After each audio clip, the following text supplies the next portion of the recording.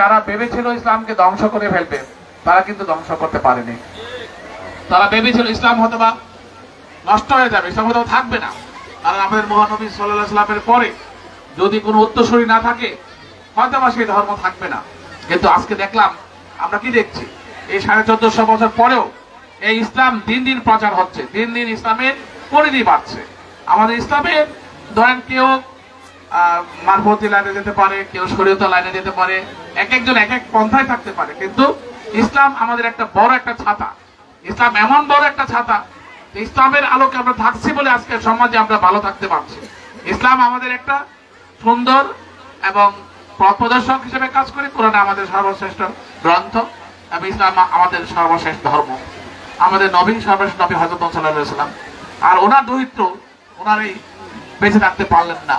কাজে আমি মনে করি আমরা সবাই যদি আমরা নিজেরা অনুপ্রেরণা নেই, শিক্ষা নেই, যে আমাদের যদি প্রত্যেকের কর্ম হয় ভালো, আমাদের কাজ যদি ভালো হয়, তাহলে দেখা যাবে যে যেখানে থাকি না কেন, যত ক্ষতিগ্রস্ত হয় না কেন, আমাদের কাজগুলো বেঁচে থাকবে।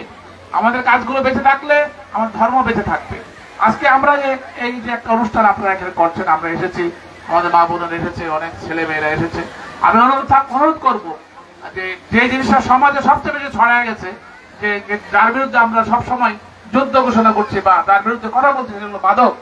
সেই মাদকটা যাতে কখনো কোনোদিন না ছড়ায়, মাদকের বিরুদ্ধে আপনারা সবসময় সোচ্চার থাকবেন, যাতে মাদক ছেলে মেয়েদেরকে নষ্ট না করে, সমাজটাকে নষ্ট না করে। সবাই একসাথে কাজ করবেন এই ব্যাপারে, এবং কাউকে উৎসাহিত না করা হয় সেই দিকে লক্ষ্য রাখবেন।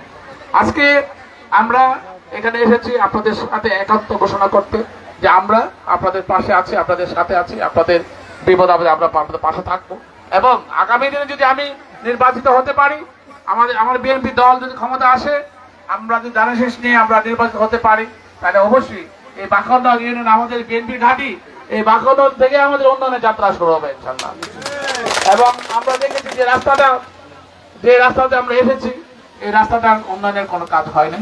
হ্যাঁ, আমরা আমাদের যেসব ইউনিয়নগুলোতে আমাদের বিএনপির ঘাঁটি, ওইসব ইউনিয়নে আমরা দেখেছি, ওইসব গ্রামে আমরা দেখেছি, রায়পুরাতে সাবেক এমপি, আওয়ামী লীগের ফ্যাসিস্ট এমপি, সে কিন্তু কোনো উন্নয়নের কাজ করেনি। কাজে আমরা আমাদের লক্ষ্য রাখবো এই কাজগুলো সবার আগে করা, এবং আমি মনে করি এই রাস্তাটার কাজটা অতি দ্রুত আমরা ধরবো এবং প্রশাসন থেকে আমরা ব্যবস্থা করে দেবো ইনশাআল্লাহ।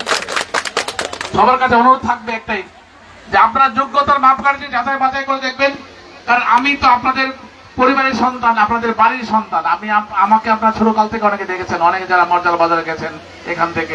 আগে তো এই বাজারে তো প্রসিদ্ধ ছিল না, আপনারা সবাই জানেন, আপনার বাবা মাকেও জানেন, সবাইকে চিনেন।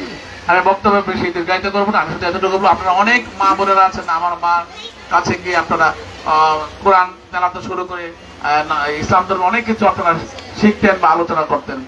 কাজী